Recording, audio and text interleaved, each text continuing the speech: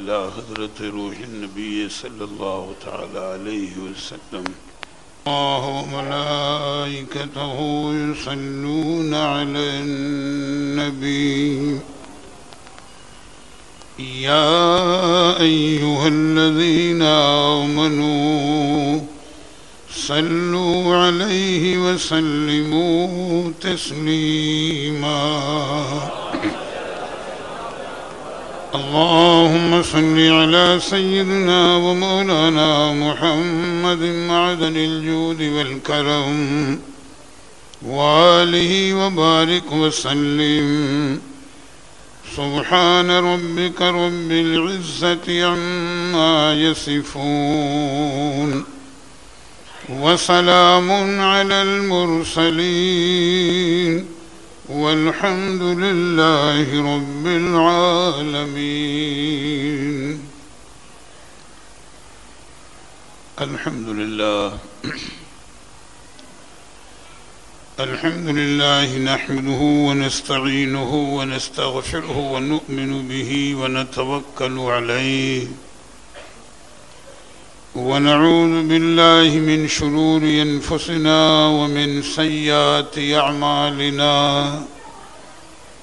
من يهده الله فلا مضل له ومن يضلله فلا هادي له. ونشهد أن لا إله إلا الله وحده لا شريك له. ونشهد أن سيدنا ومولانا محمدا عبده ورسوله. أما بعد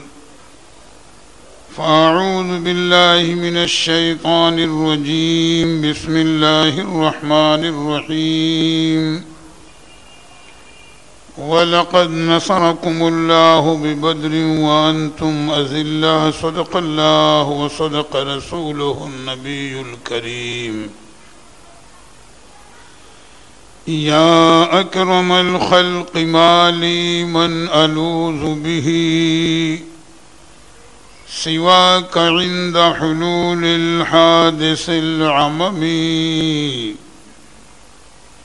فإن من جودك الدنيا وذرتها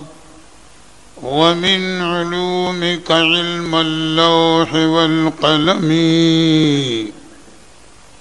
محمد سيد الكونين والثقلين والفريقين من عرب ومن عجم. هو الحبيب الذي ترجى شفاعته لكل هول من الأهوال مقتحم.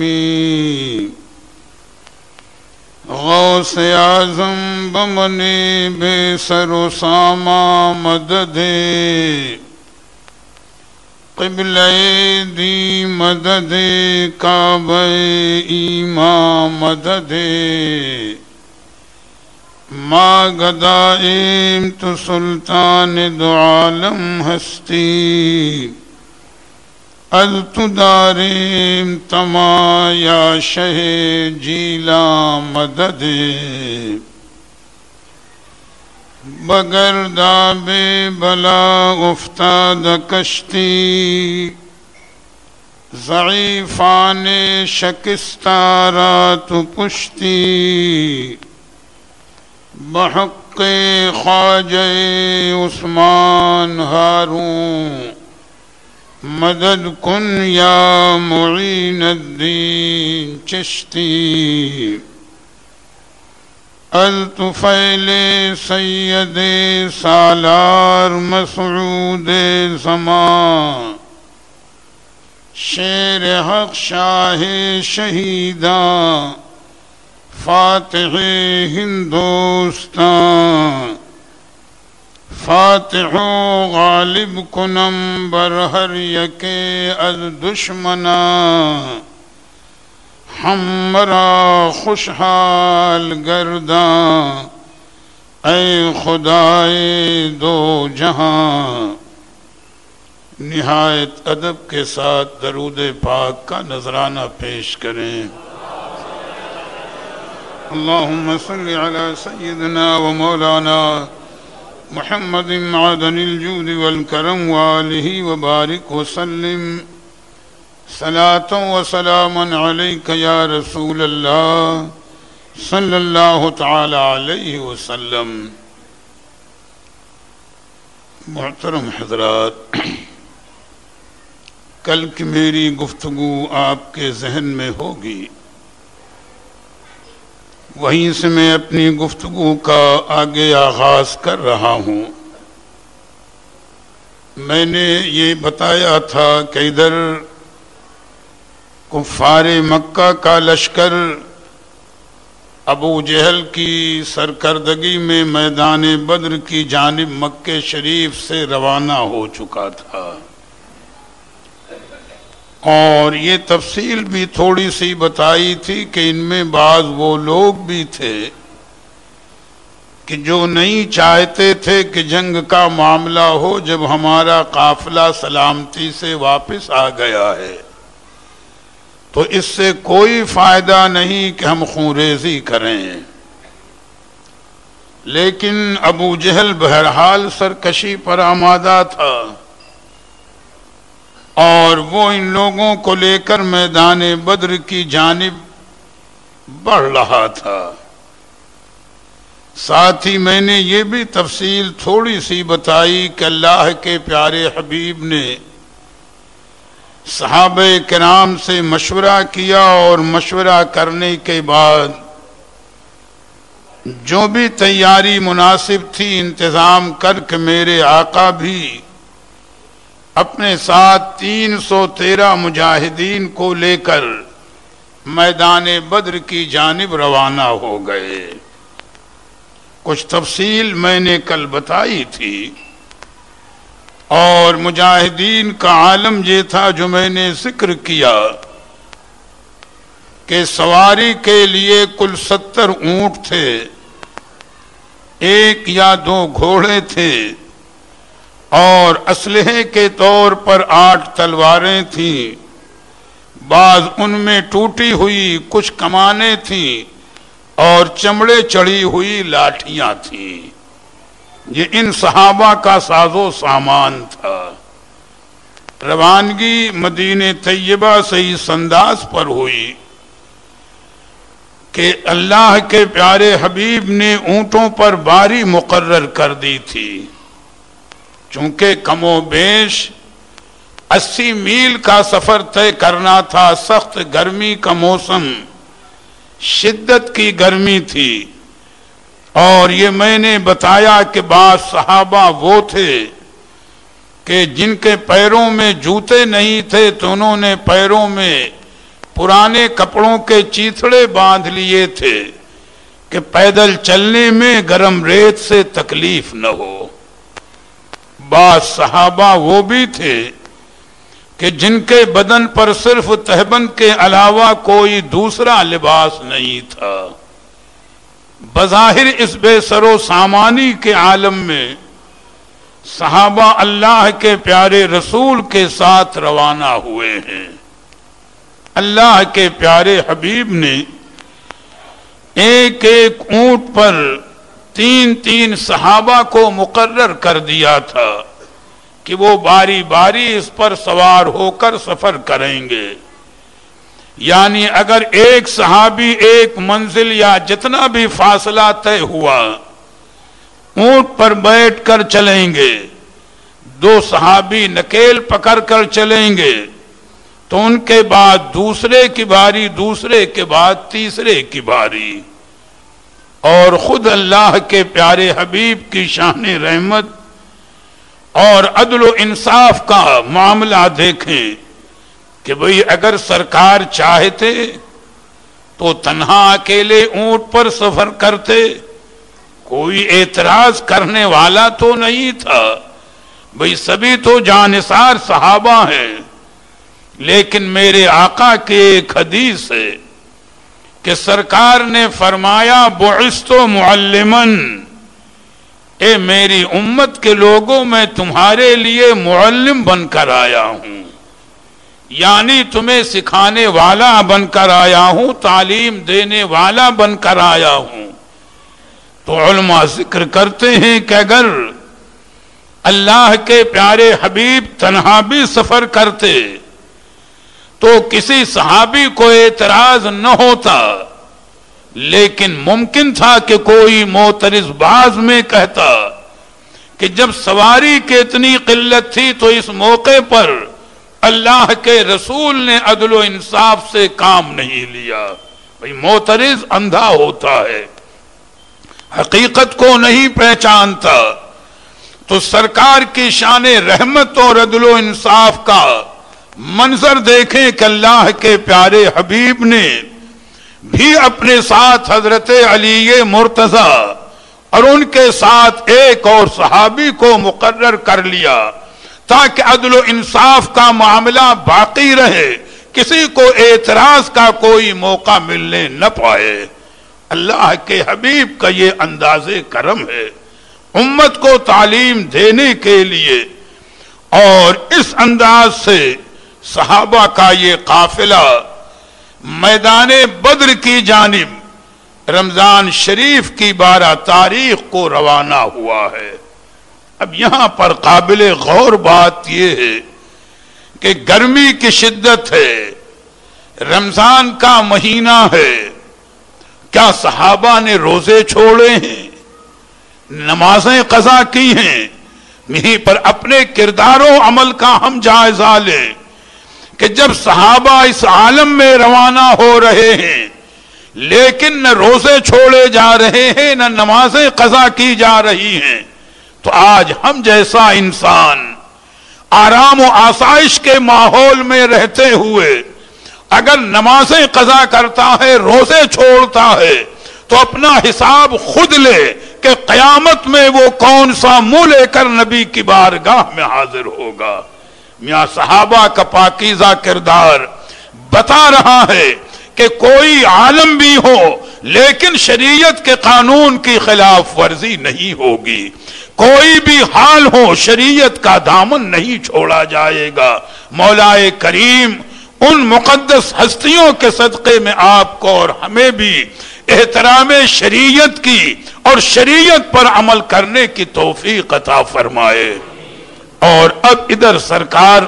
صحابہ کو لے کر کے روانہ ہو رہے ہیں منزلیں کرتے ہوئے، ادھر ابو جہل اپنے لشکر کو لے کر میدان بدر کی جانب آ رہا ہے۔ تفصیلات ہیں، علماء نے ذکر کیا کہ اللہ کے پیارے حبیب کے میدان بدر میں پہنچنے سے پہلے ممکن ہے 2-3 دن کا عرصہ رہا ہو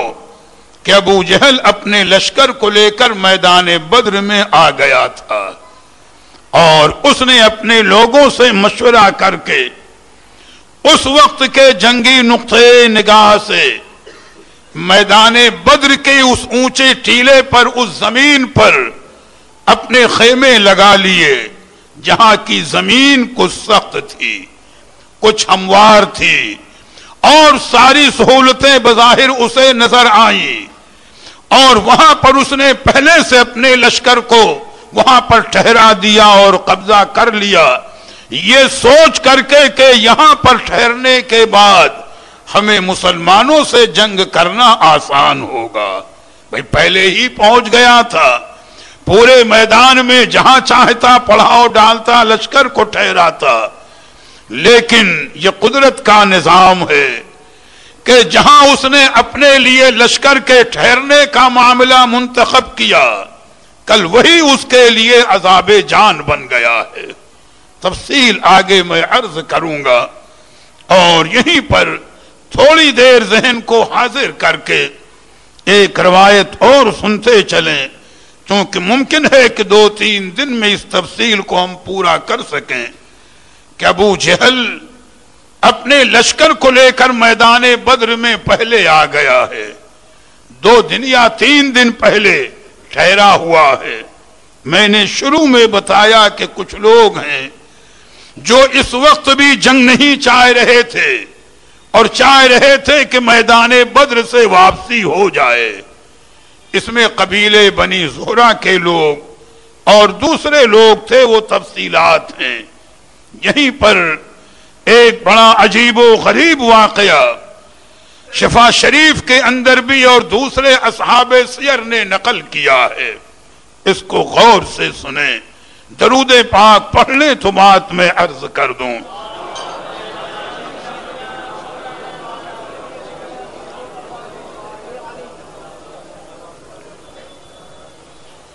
ابو جہل کے لشکر میں اس کے ساتھیوں میں ایک شخص تھا جس کا نام اخنس ابن شریق تھا، اور یہ منافق قسم کا آدمی تھا، بہت جہاں دیدہ، چرب زبان اور بہت ہی مکر و فریب کا آدمی تھا۔ ابو جہل کے لشکر میں موجود ہے۔ دیکھو اللہ اپنے پیارے حبیب کی عظمت کس طریقے پر ظاہر فرما رہا ہے۔ وہی کہا گیا ہے کہ الفضل ما شہدت بہل آداؤ، بزرگی اور کمال وہ ہے جسے دشمن بھی تسلیم کر لے اور دشمن بھی اقرار کرے کہ واقعی یہ کمال اور بزرگی ہے۔ تو قاضی ایاز رحمت اللہ علیہ شفا شریف میں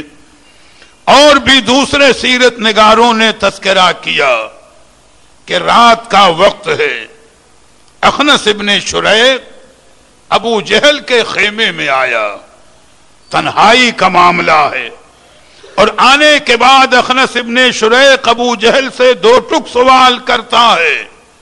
یا ابا الحکم اخبرنی عن محمد ہوا صادق ام کاذب۔ یعنی ابو جہل کا شروع میں نام ابو الحکم تھا، یعنی فیصلہ کرنے والا، لیکن جب اللہ کے حبیب کی مخالفت کی اور دین اسلام کی تو ابو جہل ہو گیا، اور قیامت تک ہی ابو جہل کہلائے گا۔ تو اخنس ابن شریق کہتا ہے کہ یا ابا الحکم اخبرنی عن محمد ہوا صادق ام کاذب، یعنی اے ابو جہل مجھے بتا محمد صلی اللہ علیہ وسلم کے بارے میں وہ سچے ہیں یا جھوٹے۔ دیکھو میدان بدر ہے، ابو جہل 1000 کا لشکر لے کر لڑنے آیا ہے، اور اخنس ابن شریق یہ بھی کہتا ہے کہ دیکھ سچی بات بتانا، لیس غیری و غیرک ہاں ہونا، یہاں میرے اور تیرے علاوہ تیسرا کوئی نہیں، سچ بولنا، تنہائی کا معاملہ ہے، بتا تیرا کیا خیال ہے اور تیرا کیا یقین ہے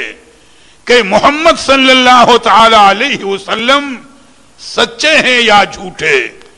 تو اگر ابو جہل اپنے خیمے میں رات کی تنہائی میں وہاں پر بھی سرکار کی برائی کرتا اور سرکار کی شان میں گستاخی کرتا تو کوئی تعجب کی بات تو نہیں تھی۔ اتنا بڑا مخالف ہے، اتنا بڑا دشمن ہے، لیکن اپنے آقا کی عظمت کو پہچانو کہ رب تعالیٰ کس طرح اس ظالم کے منہ سے اپنے حبیب کی شان بیان کروا رہا ہے۔ جب اخنس ابن شریق نے کہا کہ لیس غیری و غیرک ہاں ہونا، یہاں میرے اور تیرے علاوہ کوئی تیسرا نہیں ہے، سچ بولنا، معاملہ کیا ہے، محمد صلی اللہ علیہ وسلم سچے ہیں یا جھوٹے؟ تو ابو جہل برجستہ کہتا ہے، اے اخنس ابن شریق واللہ ان محمدن لصادقون، کہتا واللہ خدا کی قسم، انا کے معنی بے شک اور لام کے معنی ضرور، یعنی تاکید در تاکید، کہتا ہے اے اخنس ابن شریق واللہ ان محمدن لصادقون، خدا کی قسم بے شک محمد ضرور سچے ہیں، وما کذا محمد قط، اور محمد کبھی جھوٹ بولے ہی نہیں۔ ابو جہل اقرار کر رہا ہے سرکار کی صداقت کا، سرکار کی سچائی کا، اس کے یہی الفاظ شفا شریف میں ہے کہ واللہ ان محمدن لصادقون وما کذا محمد قط، کہ بے شک خدا کی قسم محمد ضرور سچے ہیں اور وہ آج تک کبھی جھوٹ نہیں بولے۔ اب اس سے بڑھ کر شہادت اور کیا ہوگی؟ ابو جہل اقرار کر رہا ہے تو اخنس ابن شریق چرب زبان تھا، پلٹ کر کہتا ہے پھر ایمان کیوں نہیں لاتا؟ جب اقنا اقرار ہے قسم کے ساتھ، تاکید کے ساتھ، تو پھر آخر ایمان کیوں نہیں لاتا؟ لڑنے کے لیے کیوں آیا ہے؟ مقابلے کے لیے کیوں آیا ہے؟ تو دیکھو اب اس کے دل کا چور ظاہر ہوا۔ ابو جہل کہتا ہے کہ یہ تو سچ ہے کہ وہ سچے ہیں، لیکن سنو، اذا ذهب بنو قصی باللواء والسقایة والحجابة والنبوة فماذا يكون لسائر القریش؟ یعنی اے اخنس ابن شریق، جب مرتبے اور عزت والے سارے کام ان کے خاندان والوں کو مل گئے، یعنی اس زمانے میں یہ 2-3 کام، حاجیوں کو پانی پلانا، جھنڈا اٹھا کر چلنا ایک دستور تھا، خانہ کعبہ کو غلاف پہنانا، یہ سارے معاملات سرکار کے خاندان والوں میں تھے۔ تو ابو جہل کہتا ہے کہ جب ان کے خاندان کے لوگوں کو پانی پلانے کا مرتبہ ان کے پاس، جھنڈا اٹھانے کا مرتبہ ان کے پاس، خانہ کعبہ کو غلاف پہنانے کا مرتبہ ان کے پاس، اور نبوت جو سب سے اعلیٰ مقام ہے وہ محمد الرسول اللہ کو مل گئی، تو ہمارے لیے کیا بچا؟ ہم حسد میں ان کی مخالفت کرتے ہیں۔ میاں ظاہر ہو گیا کہ جب حسد آ جائے، دل میں کینہ آ جائے، بغض آ جائے، عداوت آ جائے، تو آدمی چمکتے ہوئے سورج کو بھی نہیں دیکھ پاتا اور اس کی حقیقت کا انکار کرتا ہے۔ اللہ کے حبیب کی عظمت کو دیکھو، ان کی شان کو دیکھو، ابو جہل خود اقرار کر رہا ہے اور رب تعالیٰ اس کی زبان سے حقیقت کو ظاہر فرما رہا ہے۔ یہ بدر میں واقعہ ہوا۔ اسی کے بعد بعض علماء فرماتے ہیں کہ جب اخنس ابن شریق نے یہ گفتگو سنی اور دوسرے حالات کا جائزہ لیا، تو جنگ ہونے سے پہلے ہی اخنس ابن شریق اور قبیلے بنی زہرہ کے لوگ ابو جہل کو چھوڑ کر کے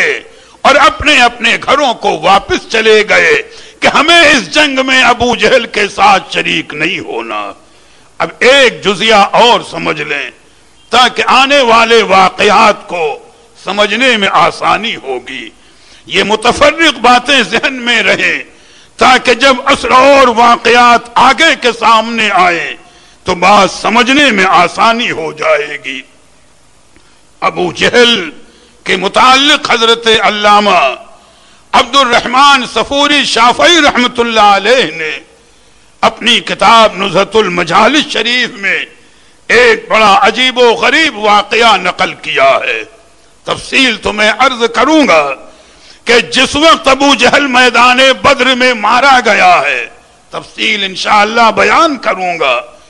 اور اس کا سر کاٹ کر کے اللہ کے حبیب کی بارگاہ میں پیش کیا گیا ہے، تو سرکار نے یہی ارشاد فرمایا تھا کہ ہر امت میں ایک فرعون تھا اور میری امت کا فرعون یہ ابو جہل ہے، اور موسیٰ کلیم اللہ کی امت کے فرعون سے بہت زیادہ سخت اور بہت زیادہ ظالم، یعنی ابو جہل فرعون ہے امت محمدی کا۔ تو اب اس کے متعلق ایک روایت حضرت علامہ عبد الرحمن صفوری شافعی رحمت اللہ علیہ نقل فرماتے ہیں کہ جب اللہ کے پیارے حبیب مکہ معظمہ میں تشریف فرما تھے، آپ نے کتنے معجزے دکھائے، ابو جہل نے کتنے معجزے دیکھے، لیکن ہمیشہ انکار کرتا رہا، مقدر میں ایمان نہیں تھا۔ ایک مرتبہ سرکار کسی راہ سے غالباً گزر رہے ہیں، پتھر کی ایک چٹان تھی، ابو جہل بھی سامنے آ گیا اور آنے کے بعد یہ کہتا ہے، اے محمد صلی اللہ علیہ وسلم، یہ پتھر کی چٹان ہے، اگر آپ یہ معجزہ دکھا دیں کہ یہ پتھر کی چٹان شق ہو جائے اور اس میں سے مور نکلے اور وہ آپ کی نبوت کی گواہی دے تو میں آپ کو نبی مان لوں گا۔ اور یا دوسری روایت میں یہ بھی ہے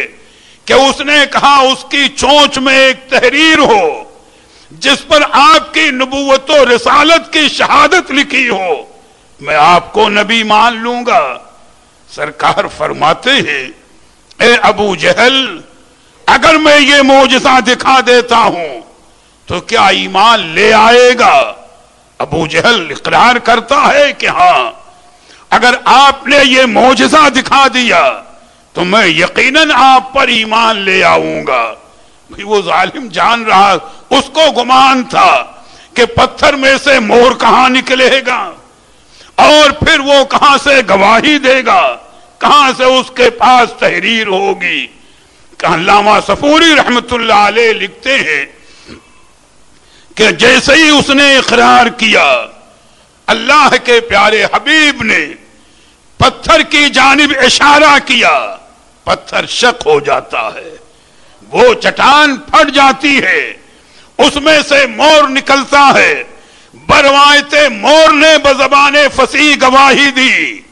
کہ اشہد ان لا الہ الا اللہ واشہد ان محمد الرسول اللہ، یا بروایت اس کی چونچ میں تحریر نورانی دبی تھی جس پر کلمہ شہادت لکھا ہوا تھا۔ ابو جہل کے تو حواس اڑ گئے، وہ کہتا ہے کہ بچہ یہ کیجئے کہ جس طرح یہ مور چٹان سے نکلا اسی میں پھر چلا جائے اور پتھر برابر ہو جائے، میں اقرار کر لوں گا۔ سرکار نے اشارہ فرمایا، مور پتھر کے اندر چلا گیا، چٹان برابر ہو گئی۔ میاں مقدر میں ہوتا تو کلمہ پڑھ لیتا، ایمان لے آتا،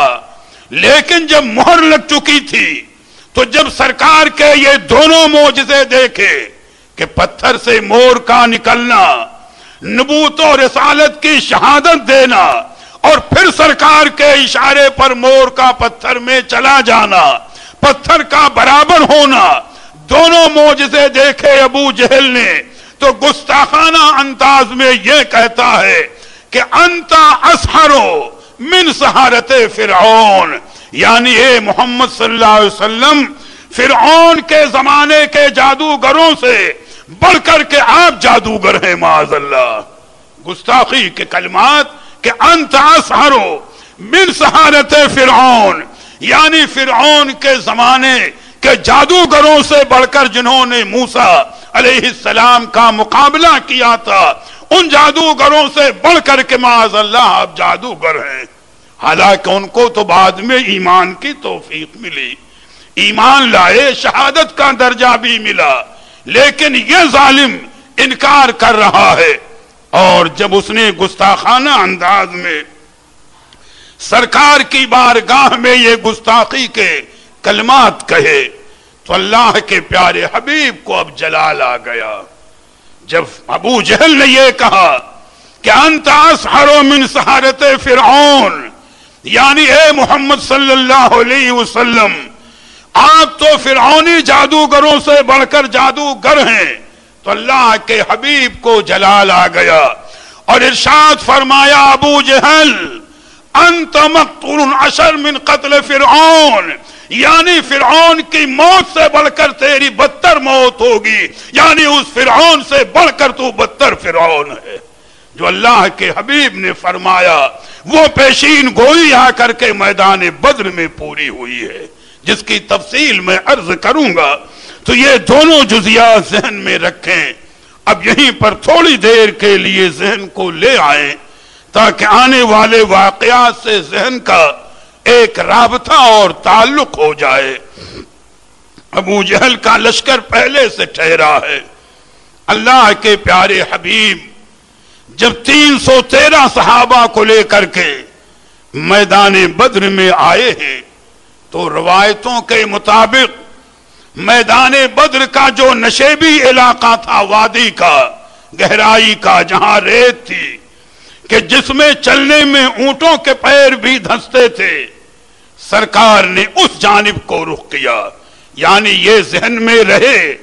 کہ اللہ کے پیارے حبیب اگر میدان بدر میں آئے ہیں تو مجبور ہو کر کے نہیں آئے ہیں، صاحب اختیار ہو کر آئے ہیں،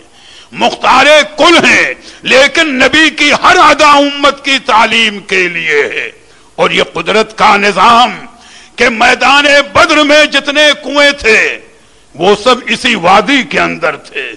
اگر ابو جہل چاہتا تو پہلے ہی سے قبضہ کر لیتا، لیکن قدرت نے گویا عقل پر پردے ڈال دیے کہ وہ اونچی زمین پر ٹھہرا، لیکن وہ نیچی زمین جہاں پر کنویں تھے یا چشمہ تھا وہاں ٹھہرنے کی اسے توفیق نہ ملی۔ اس نے یہ سوچا کہ ریت پر چلنا اور لڑنا آسان نہ ہوگا، سخت زمین پر چلنا اور لڑنا آسان ہوگا۔ راویوں کا بیان کہ سرکار اس وادی میں آئے، ایک کنویں کے قریب ٹھہر گئے، ایک صحابی آگے بڑھے، یا رسول اللہ صلی اللہ تعالی علیہ وسلم، اگر یہ وحی الہی کی بنیاد پر ہے، یعنی حکم ربی ہے کہ یہیں ٹھہرا جائے، تو ہمارا سر خم ہے، ہم آپ کے غلام ہیں جو حکم دیں گے ہم اسے مانیں گے، اور اگر وحی الہی نہیں ہے اور سرکار یہاں قیام فرما رہے ہیں تو میری ایک رائے قبول فرما لیں، اگر پسند آئے تو اس پر عمل فرمائیں گے۔ عرض کرتے ہیں وہ صحابی، یا رسول اللہ صرف ایک کنویں پر ہی قبضہ نہ کیا جائے، ابھی جب ہمارا اختیار ہے اور موقع ہمارے ہاتھ میں ہے تو میدان بدر کی اس وادی میں جتنے کنویں ہیں سب پر قبضہ کر لیا جائے، تاکہ جنگ کی حالت میں کفار کو پانی کا ایک قطرہ میسر نہ آئے، ان کو اپنے قابو میں کر لیا جائے اور ہمارا قیام اسی وادی میں ہو۔ اللہ تعالی ہماری نصرت و مدد فرمانے والا ہے۔ راویوں کا بیان یہی ہے کہ سرکار نے اس رائے کو پسند فرمایا۔ دیکھو تائید الہی ساتھ ہے، جتنے کنویں تھے تمامی کنووں پر اللہ کے پیارے حبیب کا، صحابہ کا قبضہ ہو گیا، لشکر اسلامی ٹھہر گیا۔ علماء ذکر کرتے ہیں کہ ایک کنویں جو تھے انہیں بند کر دیا گیا اور ایک کنویں کو گھیرے میں لے کر اس کے گرد حوض کی شکل بھی بنا دی گئی، اور وہ ریت کہ جس پر چلنا دشوار تھا، رب تعالیٰ کا وہ کرم کہ ایسی موسلا دھار بارش ہوتی ہے کہ وہ ریت جم کر کے مضبوط مٹی کی طرح ہو گئی، اور وہ زمین جہاں ابو جہل ٹھہرا تھا ایسا کیچڑ بن گئی کہ چلنا دشوار ہو گیا۔ بھائی تائید الہی ہے، رحمت الہی ساتھ میں ہے۔ رب تعالیٰ فرماتا ہے کہ ان تنصروا اللہ ینصرکم ویثبت اقدامکم، یعنی جب کبھی باطل کا مقابلہ ہو، کبھی ظالم و جابر کا مقابلہ ہو تو اپنی قلت اور کمی کو نہ دیکھنا، اللہ کی نصرت پر بھروسہ کرنا۔ رب فرماتا ہے جب تم اللہ کے دین کی مدد کرو گے تو اللہ تمہاری مدد فرما کر تمہارے قدموں کو جما دے گا۔ یہاں یہ تائید الہی نہیں ہے تو اور کیا ہے؟ اور وہ حوض جو صحابہ نے بنایا تھا، رب تعالیٰ کا وہ کرم کہ وہ پورا حوض پانی سے لبریز ہو گیا۔ اتنی سخت گرمی کا موسم، شدت کی گرمی، لیکن صحابہ کے لیے پانی کی کوئی دقت نہیں تھی۔ ریت جم کر چلنے پھرنے کے لیے ایک سخت زمین کی طرح ہو گئی تھی، اور صحابہ نے اس پر آرام سے اپنے خیمے لگا دیے اور ٹھہر گئے۔ اور پھر مشورہ کر کے بس آخری بات اس وقت کی میں عرض کروں گا کہ ایک اونچے سے ٹیلے پر اللہ کے پیارے حبیب کے لیے ایک عریشہ بنا دیا گیا۔ صحابہ کے مشورے سے ایک عریشہ بنا دیا گیا۔ عریشہ کے معنی چھپر کے آتے ہیں، جسے آپ ایک جھوپڑی بھی کہہ سکتے ہیں۔ بھئی گھاس یا کھجور کی پتیاں تھیں، انہی کا ایک چھوٹا سا چھپر بنا دیا گیا کہ اس چھپر میں اللہ کے پیارے حبیب جلوہ فرما رہے ہیں، اور جب جنگ کا معاملہ ہو تو وہیں سے اللہ کے پیارے حبیب جنگ کے حالات کا مشاہدہ کرتے رہے اور صحابہ کو تعلیم دیتے رہے، ہدایت دیتے رہے۔ صحابہ نے یہ سب انتظام کر لیے، دن اسی میں گزر گیا، جمعرات کا دن تھا، گزر گیا، رات آئی، میاں موسم خوشگوار ہو گیا تھا، رات تو اپنی جگہ اندھیری، کفار کو تو چلنا پھرنا دشوار۔ علماء فرماتے ہیں کہ صحابہ بھی چونکہ منزلیں طے کر کے آئے تھے، رب تعالیٰ کا وہ کرم کہ ایسا انتظام فرما دیا کہ ریت آرام کے لائق ہو گئی، موسم ٹھنڈا ہو گیا، خوشگوار ہو گیا۔ راوی کہتا ہے کہ اللہ کے پیارے حبیب تو اپنے عریش پاک میں ہیں، جملہ صحابہ گہری نیند سو رہے ہیں، صرف بیدار ہیں تو اللہ کے پیارے حبیب اور حضرت سیدنا صدیق اکبر رضی اللہ تعالی عنہ یا کوئی اور صحابی ہیں جو سرکار کے عریشے کے قریب پہرا دے رہے ہیں کہ کوئی دشمن داخل نہ ہو سکے۔ بعض علماء کے ایک قول میں نے پیش کیا، میں نے پڑھا کتابوں میں، انہوں نے ذکر کیا کہ میاں یہ صحابہ پیدل چل کر آئے تھے، 80 میل کا سفر طے کیا تھا، کل صبح کو انہیں جہاد کرنا تھا، اگر تکان کی وہ منزل ہوتی تو میدان جہاد میں بظاہر کیا عالم ہوتا۔ 80 میل کا سفر گرمی کی شدت میں اور روزہ رکھ کر معمولی کام نہیں تھا، تو رب تعالیٰ نے وہ غیب سے انتظام فرما دیا کہ موسم کو اتنا خوشگوار بنا دیا کہ اس کی راہ میں نکلنے والے اس کے یہ پاک باز بندے رات کو آرام کر لیں تاکہ صبح میدان جہاد میں تازہ دم رہیں۔ کسی نے بڑی پیاری بات کہی ہے اور بڑے پیارے انداز میں اس چیز کو ظاہر کیا ہے، وہ فرماتے ہیں کہ صحابہ سو رہے ہیں لیکن اللہ کے حبیب تنہا بیدار ہیں اپنے عریش پاک میں۔ گویا ان بزرگ نے فرمایا کہ یہ باراتی ہیں اللہ کے پیارے حبیب کے، بارات سو رہی ہے اور دولہا جو ہے وہ بارات کی نگہبانی کر رہا ہے،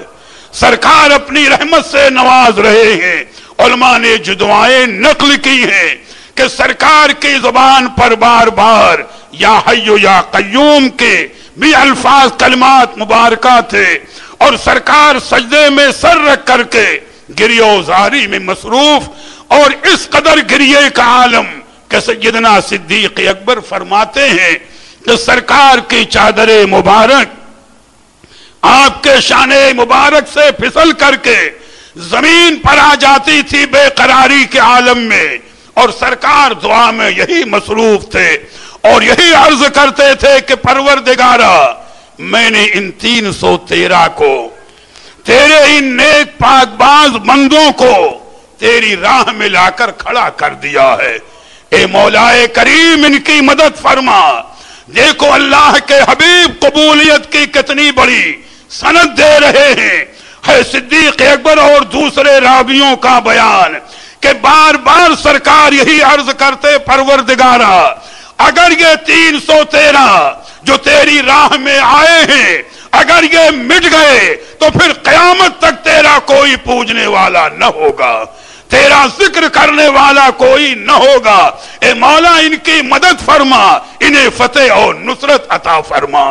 میاں کتنی مقبول ترین ہستیاں ہیں، اور بار بار سرکار یہ بھی عرض کرتے کہ اے پروردگارا تیرا وعدہ کرم حق ہے، جو تو نے وعدہ فرمایا ہے آج میدان بدر میں اپنے وعدے کو پورا فرما دے۔ اور اسی کو کسی شاعر نے کہا ہے اور بڑے پیارے انداز میں کہا ہے کہ الہی اب وہ عہد لیلۃ المعراج پورا کر، الہی اب وہ عہد لیلۃ المعراج پورا کر، محمد سے جو فرمایا ہے وعدہ آج پورا کر۔ سرکار کے بس یہی کلمات تھے اور یہی دعا فرما رہے تھے، رات بھر اسی عالم میں اللہ کے حبیب نے دعا میں گزارا ہے، یاد الہی میں گزارا ہے۔ کس قدر رحمت کا عالم ہے اپنے غلاموں پر اور کتنی بڑی کرم نوازی ہے۔ ادھر رات گزرتی ہے، کفار کا لشکر اپنی تیاریوں میں ہے، اور ادھر اذان فجر ہوئی، سرکار نے نماز پڑھائی، اور اب صحابہ کو میدان جنگ میں سب بستہ کرنے کے لیے حکم دیا۔ تو آگے کی تفصیلات انشاءاللہ میں کل عرض کروں گا۔ اب درود پاک پڑھ لیں، پیدائش پاک عرض کر دوں۔